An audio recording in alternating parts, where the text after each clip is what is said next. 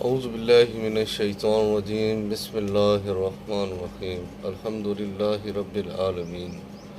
سب تعریفیں ایک خدا کے لیے جو تمام جہانوں کا رب اور پالنے والا ہے۔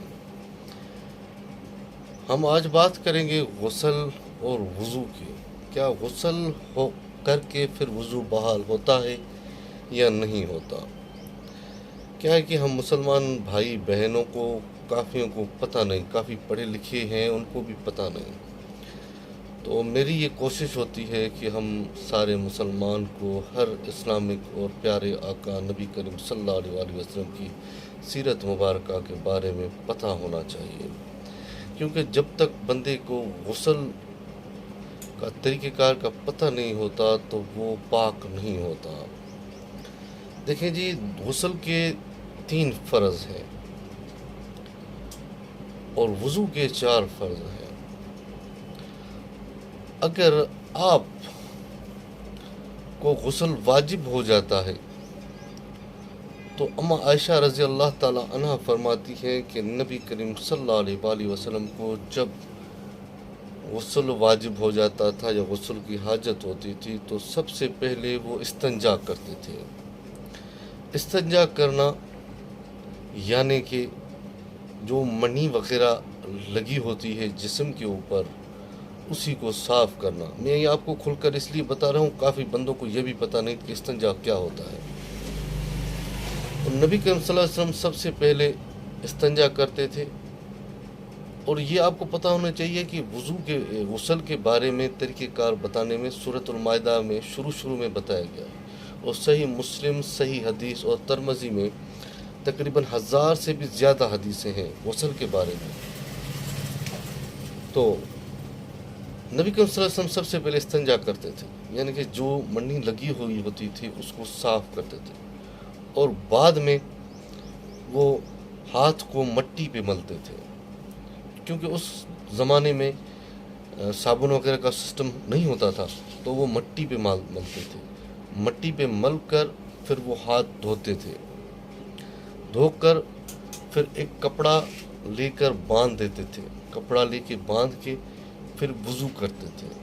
سب سے پہلے آپ ہاتھ دھوتے تھے، اس کے بعد گرڑی کرتے تھے۔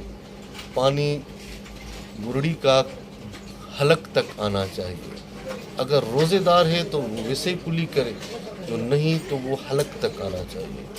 اور 3 دفعہ ناک میں پانی بھی اگر روزہ ہے تو آدھے ناک تک آنا چاہیے، جو نہیں ہے تو پھر اس پانی کو اوپر تک چڑھائیں۔ پھر 3 دفعہ ہاتھ دھوئیں، پھر مسح کریں۔ نبی کریم صلی اللہ علیہ وسلم اس طرح کر کے پھر اپنے سیدھے ہاتھ پر پانی پھیرتے تھے اور پھر بائیں ہاتھ پر پانی پھیرتے تھے۔ لیکن ابھی تو جدید دور ہے، شاور ہیں، ٹینکی وغیرہ ہیں، تو نبی کریم صلی اللہ علیہ وسلم کے دور میں یہ کچھ نہیں ہوتا تھا۔ تو اس دور میں یعنی کہ کچی مٹی ہوتی تھی، تو وہ نبی کریم صلی اللہ علیہ وسلم جو پاؤں مبارک ہوتے تھے وہ کیچڑ سے بھر جاتے تھے، تو وہ باہر آ کے وہ پاؤں دھوتے تھے۔ تو آپ لوگوں کو کرنا کیا ہے، سب سے پہلے اگر آپ کو غسل واجب ہو جاتا ہے، پتہ ہے آپ لوگوں کو غسل کس چیزوں سے واجب ہو جاتا ہے؟ ایک تو شہوت کے ساتھ آپ کا تناؤ بڑھ جانا۔ اگر تناؤ بڑھ جاتا ہے، اگر منی خارج ہوتی ہے تو آپ سمجھے آپ کو غسل واجب ہو گیا۔ میں آپ کو کھل کر اس لیے بتا رہا ہوں تاکہ آپ سمجھ سکیں۔ اور اگر آپ کسی لڑکی یا لڑکے کے ساتھ یا اپنی بیوی کے ساتھ ہم بستری کر رہے ہیں، یعنی کہ عضوہ خاص اگر اس کے اندر آپ نے ڈال دیا، تب بھی آپ کو غسل واجب ہو گیا۔ اگر منی نکلتی ہے یا نہیں نکلتی، غسل واجب ہو گیا۔ اگر پیشاب آپ کرتے ہیں تو اسی میں اگر آپ کو قطرے آ جاتے ہیں، وہ قطرے ہوتے ہیں یعنی کہ ایک دھاتو ٹائپ کے، تو اسی سے آپ کو غسل واجب نہیں ہوا۔ اگر آپ کو غسل واجب ہو جاتا ہے تو آپ وضو والے طریقے سے ہی وضو کریں۔ اور کافی لوگ یہ کہہ رہے تھے کہ اگر غسل واجب والا ہم غسل جب اتارتے ہیں اس کے ساتھ ہم وضو بھی کرتے ہیں تو کیا وہ ہمارا وضو نماز پڑھنے کے قابل ہوتا ہے؟ تو اس طرح نہیں ہے۔ کیونکہ ہم ادھر جب بھی اندر واش روم میں نہاتے ہیں تو ننگے ہو کر نہاتے ہیں. آپ لوگوں کو یہ پتہ ہونا چاہیے کہ جب اپنے آپ کو ننگا دیکھنا یا کسی اور کو ننگا دیکھنا وضو ٹوٹ جاتا ہے. یا کپڑا باندھ کر اگر آپ نہا رہے ہیں تب بھی آپ کی شرمگاہ وغیرہ کو اگر ہاتھ لگتا ہے تب بھی وضو ٹوٹ جاتا ہے. اگر آپ ندی نالے میں نہا رہے ہیں یا کسی ڈنڈ وغیرہ کسی میں نہا رہے ہیں تو آپ کو کپڑا باندھنا لازمی ہے. اگر آپ اندر نہا رہے ہیں تو پہلے آپ وضو جو کریں گے وہ کپڑا باندھ کر کریں گے، بعد میں آپ کپڑے اتار کر سارے پھر نہا سکتے ہیں. پہلے سیدھے ہاتھ کے پاس پھر بائیں اور 3 دفعہ خود کو نہائیں. اور آپ یہ سمجھیں کہ آپ کا ایک بال بھی خشک نہیں.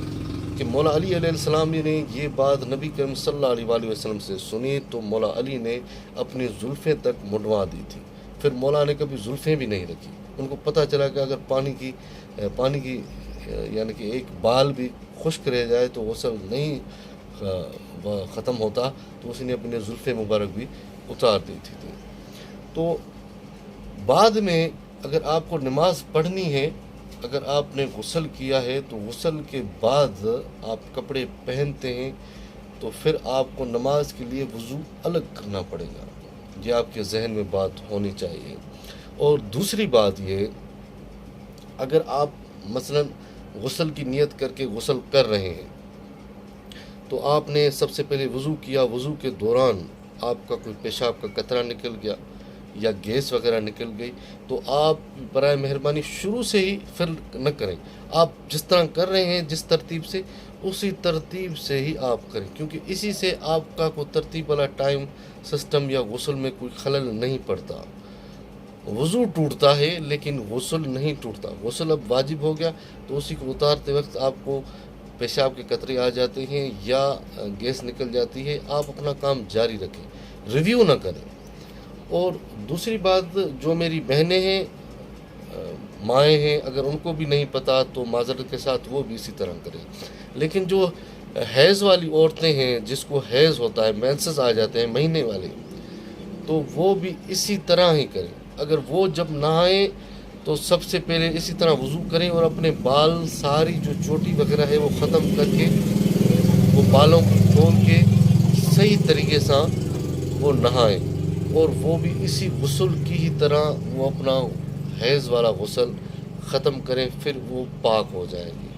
آخر دعوانا الحمدللہ. اور آپ لوگوں کو یار اگر میری ویڈیو اچھی لگتی ہے تو مہربانی کر کے یوٹیوب کو لائک کریں اور اس ویڈیو کو شیئر کریں تاکہ زیادہ سے زیادہ ہمارے مسلمان بھائی کو پتہ چل سکے، تاکہ وہ صحیح طریقے سے غسل کر سکیں. کیونکہ ناپاکی میں نہ عبادت قبول ہوتی ہے، نہ نماز قبول ہوتی ہے، نہ گھومنا پھرنا قبول ہوتا ہے. مہربانی.